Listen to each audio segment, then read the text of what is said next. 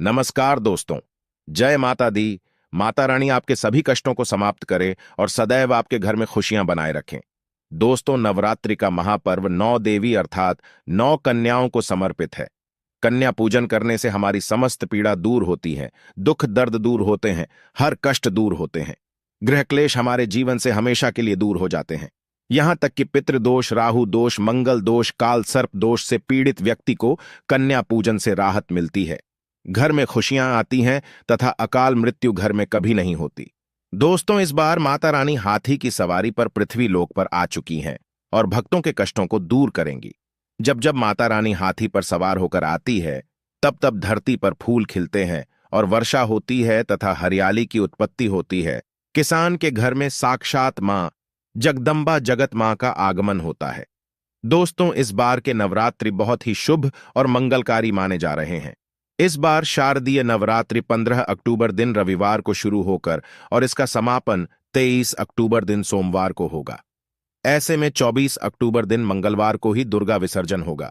जो लोग माता रानी की स्थापना करते हैं वह लोग 24 अक्टूबर दिन मंगलवार को विसर्जन करेंगे। दोस्तों, नवरात्रि की अष्टमी और नवमी तिथि पर कन्या पूजन का विधान है। इस बार महाअष्टमी तिथि 22 अक्टूबर 2023 यानी कि इस दिन रविवार है और नवमी तिथि 23 अक्टूबर 2023 दिन सोमवार को है। ऐसे में आप अष्टमी और नवमी को इन दोनों तिथियों में कन्या पूजन अवश्य ही करें। कन्याओं को भोजन अवश्य खिलाएं। शास्त्रों में 9 दिनों के नवरात्रि को बहुत ही शुभ और मंगलकारी माना जाता है और वहीं 8 दिनों के नवरात्रि को अच्छा नहीं माना जाता। ऐसे में 10 दिनों के नवरात्रि बहुत ही शुभ माने गए हैं। शास्त्रों के अनुसार नवरात्रि के दिनों में माता रानी का पूजन करने से, कन्या पूजन करने से माता रानी प्रसन्न होकर वरदान देती है। कुंडली में जो कष्ट होते हैं उन्हें ठीक कर देती है। श्रीधर की तरह ही सच्चे हृदय वाले व्यक्ति के सभी कष्टों का निवारण मां शीघ्र ही करती है। मां की उपासना से विनम्रता का विकास होता है। सभी कष्ट, दरिद्रता, दुख, कष्ट नष्ट हो जाते हैं। नवरात्रि में माता रानी का व्रत और पूजन किया जाता है, लेकिन नवरात्रि के दौरान सबसे ज्यादा महत्व होता है कन्या पूजन का। दोस्तों, कन्या रानी जो होती है फूल की पंखुड़ियों की तरह नाजुक होती है। कन्या के रूप में स्वयं जगदम्बा देवी, माता वैष्णो देवी अर्थात समस्त ब्रह्मांड इनके शरीर के कण कण में वास करते हैं। बहुत कम लोग जानते हैं। कन्याओं के मस्तक पर कन्या चाहे छोटी हो चाहे बड़ी हो, वह सदैव पूजनीय है, मां के समान मानी जाती है, दोस्तों माना जाता है। व्रत और उपासना से माता रानी इतना प्रसन्न नहीं होती है जितना कि कन्या पूजन से होती है। नवरात्रि में छोटी छोटी कन्याओं को माता रानी का स्वरूप माना जाता है। कन्याओं को भोग लगाया जाता है, उन्हें प्रसन्न किया जाता है और बदले में आशीर्वाद मांगा जाता है। कन्याओं को प्रसन्न करने के लिए गिफ्ट आदि उपहार वगैरह दिए जाते हैं। अगर कन्याओं को कोई भेंट दी जाए और वो उसे खुशी खुशी स्वीकार कर लें तो इसका मतलब है माता रानी अर्थात माता वैष्णव ने वो भेंट स्वीकार कर ली। जिन पर कन्याएं प्रसन्न होती हैं तो समझो उन्हें माता रानी का आशीर्वाद मिल गया और माता रानी की कृपा से उन्हें मुंहमांगा वरदान प्राप्त होता है। कन्या पूजन कोई मामूली पूजन नहीं होता। समस्त ब्रह्मांड में जो पूजा होती है उनसे बढ़कर कन्या पूजन को माना जाता है। 10 बार गंगा स्नान करने से और 100 बार यज्ञ करने से तथा 1000 बार यात्रा करने से जो पुण्य मिलता है वह मात्र एक बार कन्या पूजन करने से करोड़ों गुना भक्त को मिल जाता है। दोस्तों, इसीलिए कहा जाता है कि कन्याओं को सताना नहीं चाहिए, इससे समस्त ब्रह्मांड हिल जाता है। कन्याओं की जितनी सेवा की जाए कम ही होती है। कन्याएं कोई मामूली नहीं होती। कन्या के रूप में स्वयं उनके मस्तक पर विराजमान होकर स्वयं देवी चलकर आपके घर तक आती है। नवरात्रि में 2 साल से लेकर 10 साल तक की कन्या का पूजन होना चाहिए। अष्टमी अथवा नवमी को कन्याओं के पैर धोकर भोजन कराना, उपहार आदि देना श्रेष्ठ माना जाता है। इस दिन जितना ज्यादा हो सके कन्याओं को हाथ पकड़कर, पैर पकड़कर अपने घर तक लेकर आए। दोस्तों, वीडियो में आगे बढ़ने से पहले आप अपनी राशि भी कमेंट बॉक्स में जरूर डाल दीजिएगा। यदि हमारे पास कोई उपाय होगा तो वह हम आपके कमेंट के रिप्लाई में बता देंगे। कोई भी राशि के अनुसार अगर उपाय करता है तो माता वैष्णव बड़ी प्रसन्न होती हैं और ऐश्वर्य धन प्रदान करती है, मालामाल बना देती है। इसीलिए राशि कमेंट में जरूर छोड़ें। और हाँ, माता को एक लायक जरूर करें, लायक करने में कंजूसी न करें। दोस्तों, कैसे करें कन्याओं का स्वागत? कन्या जब आपके घर आए तब सभी के पैरों को दूध और पानी से उनके पैरों को धुलाना चाहिए। खासकर मर्दों को कन्याओं के पैर अवश्य धोने चाहिए। इससे वैष्णो प्रसन्न होती है। दोस्तों, फिर उसके बाद कन्याओं को किसी साफ जगह पर जमीन पर कपड़ा बिछाकर बिठाना चाहिए। उनके माथे पर अक्षत, फूल और कुमकुम लगाना चाहिए। फिर उसके बाद भोजन ग्रहण करवाना चाहिए। लेकिन हमेशा याद रहे, कन्याओं की थाली में 3 पूड़ियां कभी ना रखे। इसे शुभ नहीं, घोर अशुभ माना जाता है। 3 पूड़ियां तथा 3 रोटियां मरने वाले व्यक्ति के लिए निकाली जाती है और जेल में कैदियों के लिए दी जाती है। ऐसे में कन्याओं को उनकी थाली में 3 पूड़ी कभी ना दे, लेकिन 1-2 करके पूड़ियां दे सकते हैं। दोस्तों, कन्याओं को खाना खिलाने के बाद कन्याओं के सिर पर लाल चुनरी उड़ाना चाहिए और भोजन में आपको खीर, पूड़ी, हलवा, चना तथा आलू की सब्जी, छोले वगैरह की सब्जी खिलानी चाहिए। पनीर आदि भी खिलाया जा सकता है। वैसे माता रानी का प्रिय भोजन खीर, हलवा, पूड़ी और छोले आदि ही है, लेकिन भूल से भी लहसुन और प्याज का इस्तेमाल कभी ना करें, अन्यथा अनर्थ हो जाएगा। अक्सर कई लोग कन्याओं को कुरकुरे का पैकेट, चिप्स वगैरह का पैकेट खिलाते हैं, जो कि घोर अनर्थ माना जाता है, क्योंकि इसमें लहसुन प्याज का इस्तेमाल होता है, जिसके कारण आपका व्रत खंडित हो सकता है। मां दुर्गा क्रोधित हो सकती है। आपकी एक गलती पूरे व्रत को खंडित कर सकती है। इतना भी नादान नहीं बनना चाहिए कि माता रानी रुष्ट हो जाए। कन्याओं को डब्बा बंद कोई भी ऐसी चीज न खिलाए जिसमें लहसुन प्याज होता है। कई चीज तो ऐसी होती हैं मार्केट में जिसके अंदर लहसुन प्याज का इस्तेमाल होता है। दोस्तों, कई लोग कन्या पूजन में खाना घर पर नहीं बनाते और मार्केट से रेडीमेड लाकर ही खिलाते हैं तथा दही जलेबी खिलाते हैं, जो कि शुभ नहीं माना जाता है। दोस्तों, ऐसा खाना वो लोग खिलाते हैं जिनके घर में कोई दुर्घटना आदि हो गई है या घर में कोई बीमार है या कोई मुसीबत है, तब वो ऐसा करते हैं। लेकिन अगर आप स्वस्थ हैं, आपको कोई पीड़ा नहीं है, तो ऐसा भूलकर भी नहीं करना चाहिए।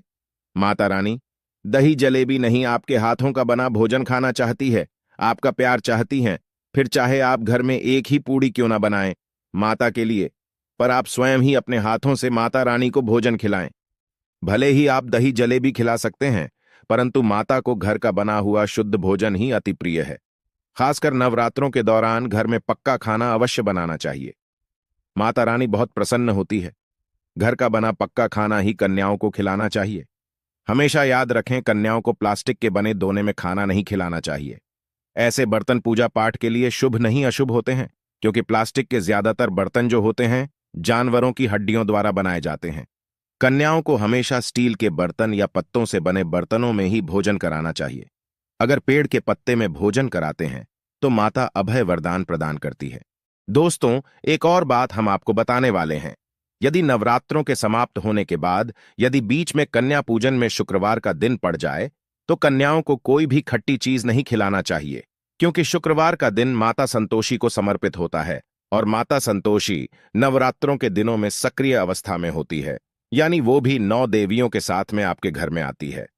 खट्टी चीजों से माता संतोषी रुष्ट हो सकती है। इसीलिए भोजन कराने के बाद कन्याओं की थाली में एक लौंग जरूर रखना चाहिए, क्योंकि लौंग देवी शक्ति तथा दुर्गा मां को बहुत प्रिय है। लौंग माता शक्ति का प्रतीक होती है। लौंग में नव दुर्गा का वास होता है।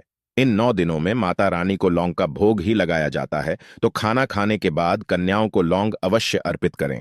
माता रानी को अमृत से बढ़कर लौंग प्रिय है, इसीलिए कन्याओं की थाली में चुपचाप एक लौंग जरूर रख दें। आपका भाग्य चमक जाएगा।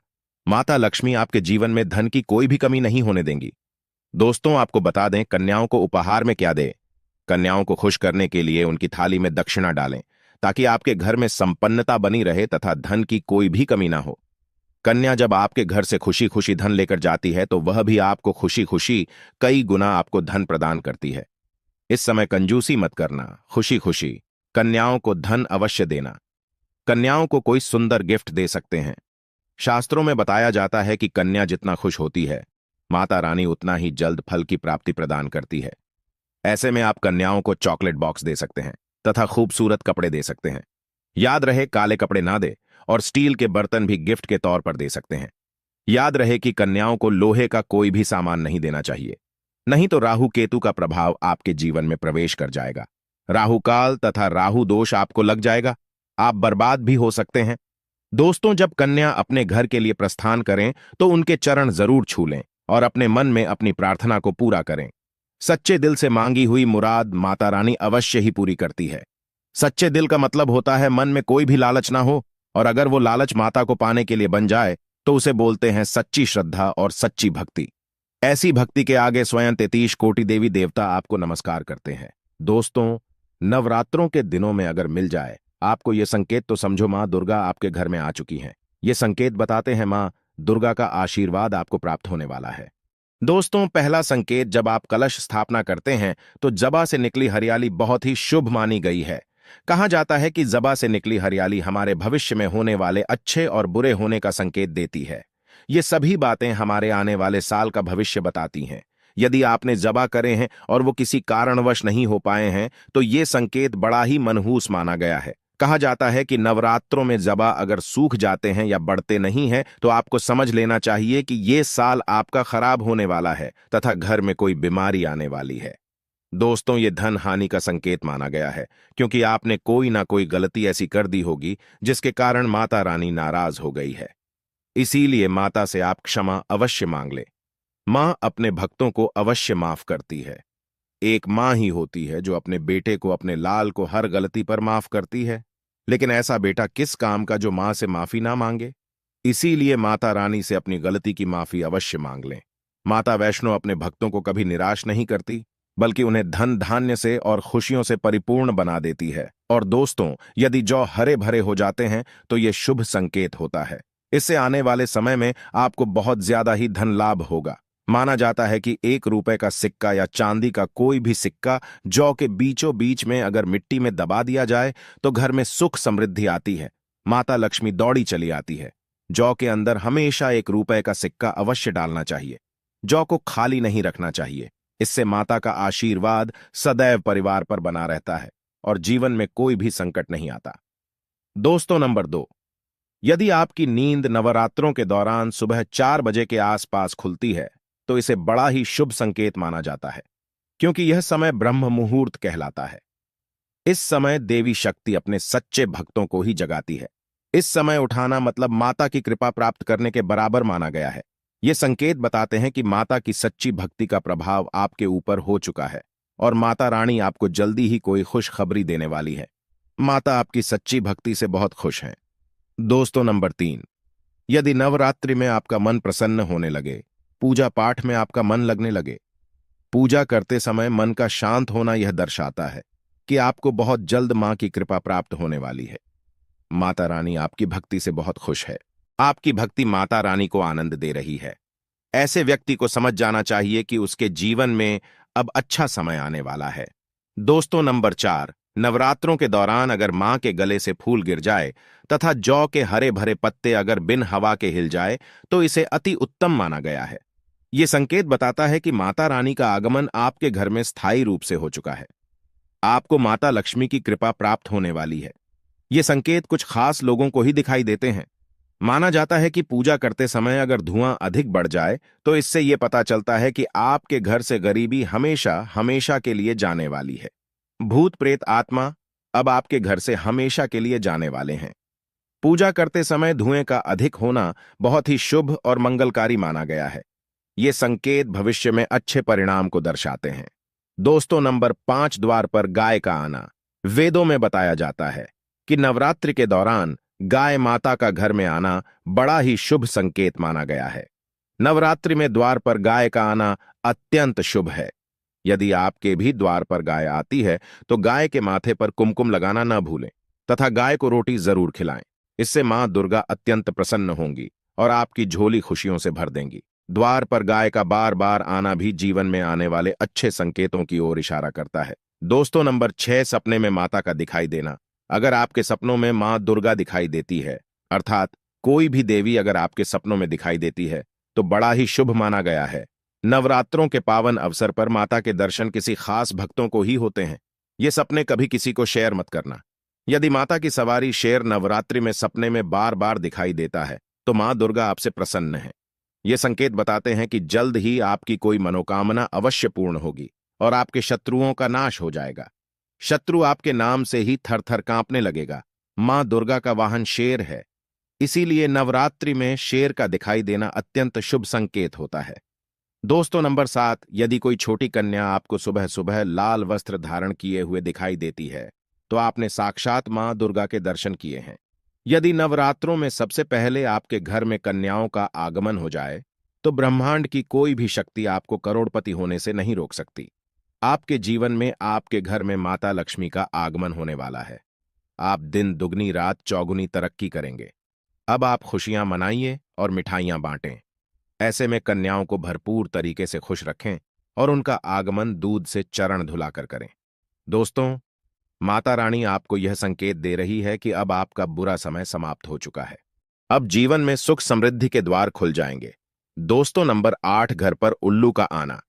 यदि मां लक्ष्मी का वाहन उल्लू नवरात्रि में आपके घर पर आकर बैठ जाए, तो यह भी शुभ संकेत है। इसका अर्थ है कि मां लक्ष्मी का आपके घर में प्रवेश हो चुका है और आपकी आर्थिक स्थिति और मजबूत होगी। लेकिन याद रहे, उल्लू नवरात्रि और दीपावली पर आना ही शुभ माना जाता है। दोस्तों, नंबर 9, यदि ब्रह्म मुहूर्त के समय यानी सुबह के 4 बजे के आसपास घंटियों की आवाज सुनाई दे जाए या शंख की आवाज सुनाई दे जाए, तो बड़ा ही शुभ संकेत माना गया है। इससे यह पता चलता है कि माता रानी आपकी भक्ति से बहुत प्रसन्न है और आपके जीवन में सभी नकारात्मकता का नाश होने वाला है तथा माता लक्ष्मी की कृपा आपको प्राप्त होने वाली है। दोस्तों, नवरात्रों के दौरान घर में काली चींटियों का दिखना, लंबी लंबी लाइन बनाकर मुंह में खाना ले जाते हुए चींटियों को देखना अच्छा संकेत माना गया है। और यदि मंदिर में पूजा करते समय कोई छिपकली आदि दिखाई दे जाए या मंदिर के स्थान की ओर छिपकली चली जाए, तो बड़ा ही शुभ संकेत माना गया है। इससे यह पता चलता है कि आपको माता लक्ष्मी की कृपा प्राप्त होने वाली है। मां का आशीर्वाद आपको मिलने वाला है।